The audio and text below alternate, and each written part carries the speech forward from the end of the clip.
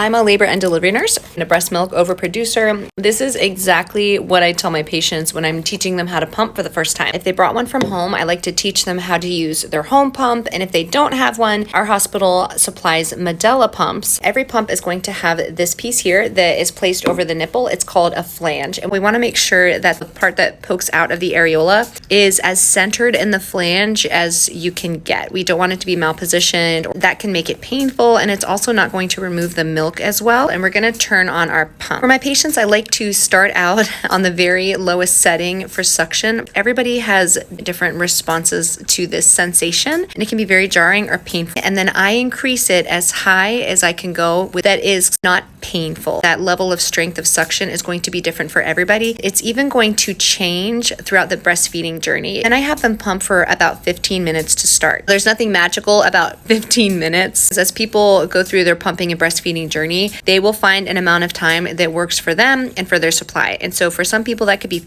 10 minutes, and other people that may be 30 minutes. So 15 minutes is generally a good starting point. And then you can sort of tweak that, become more comfortable with your body while my patient is pumping. And I let my patients know that our goal initially is to remove milk frequently. That's going to be about every 2 to 3 hours while you're awake and about every 3 to 4 hours overnight. Moving your milk often, getting as much milk out as possible, is the best bet at establishing a good supply and having volume. My patients see a lot of stuff on social media about tricks and tips to boost your supply. A lot of those things are pretty harmless, but if we're really going down to what the evidence tells us will increase your supply or help you establish a really good supply, that's not going to be oatmeal, lactation cookies, electrolyte drinks, none of that. The evidence tells us it's very simple.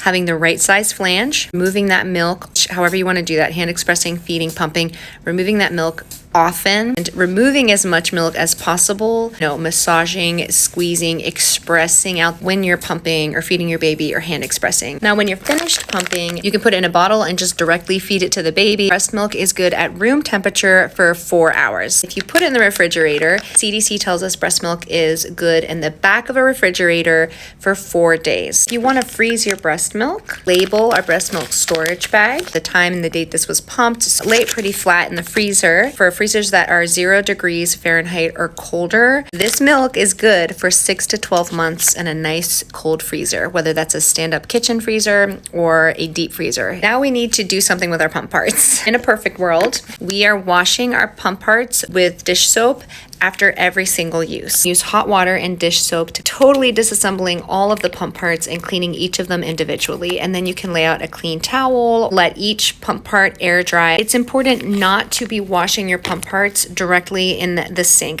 Kitchen sinks in particular can harbor bacteria from food that may contaminate the pump parts, can make your baby sick. This is especially important if your baby is in the NICU. Wash the pump parts in hot soapy water in a clean basin, or you can just do it under hot running water. Now, we don't live in a perfect world, and sometimes we just cannot wash our pump parts right away, in which case people like to put them in the back of a fridge, in a freezer, until they're able to clean their pump parts again. It is still possible for bacteria to grow on these pump parts, but this will slow bacterial growth until you're able to clean the pump parts. And they'll probably recommend that you sterilize the pump parts every 24 hours. And I have a video all about that. For more information on pregnancy, birth, postpartum, give me a follow, check out my page.